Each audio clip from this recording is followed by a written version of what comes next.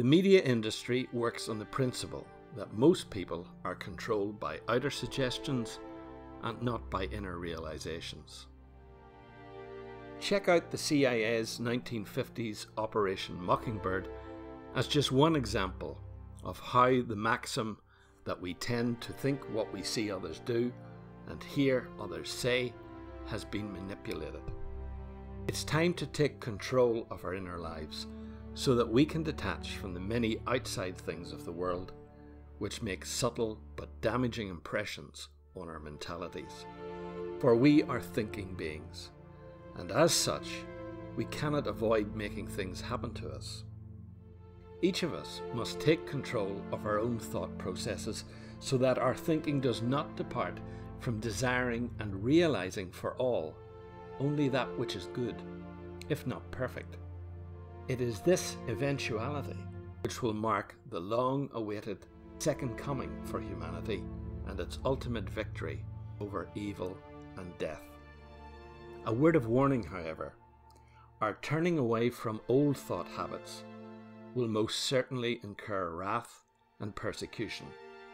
It will take courage, for true spiritual detachment in the pursuit of happiness for all is not the way of this world, and in many cases will not be the way of our parents, our spouses, nor even our brothers and sisters.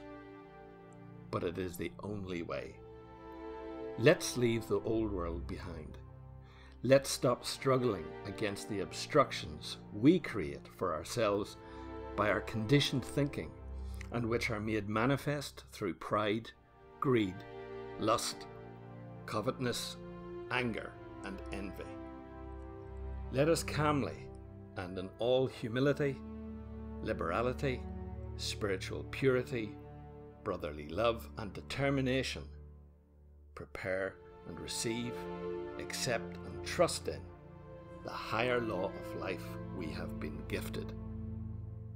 Let's make its proven power work positively for ourselves, sure, but also and most critically for the betterment of all, for that is the only way it can work.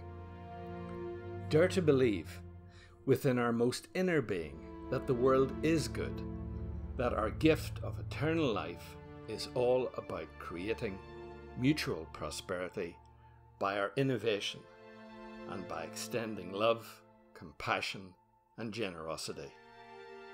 If we could only think and talk about these things more, genuinely promote them, seek them out in all before us, and do absolutely nothing that contradicts such thought, mentally or physically. It's a tough proposition, isn't it? But that is the challenge which is right before us now. That is the path we must take. It's the choice we must make while forgetting all else. We need to rise above worldly depression and the oppression of the human mind, which has been made sick by a diet of deadly thought, false beliefs, false values, and false gods. Self-forgiveness is our first step in helping ourselves towards helping others. Letting go of all that we do not wish to come into our experience, while only seeing, hearing, and talking about that which each of us wishes in a perfect world. We have infinite intelligence within and around us, and which has brought us up to where we are today. In this time of revelation, we can discover for ourselves the full and joyful truth of our empowered existence. Let's hope that we can finally use the law of infinite consciousness, which, after all, is the presence and activity of God, for its true purpose, and in the knowledge that insofar we use it for the good of all, we are protected from its almighty power. For the same law obtains that, as a man sows, so must he reap.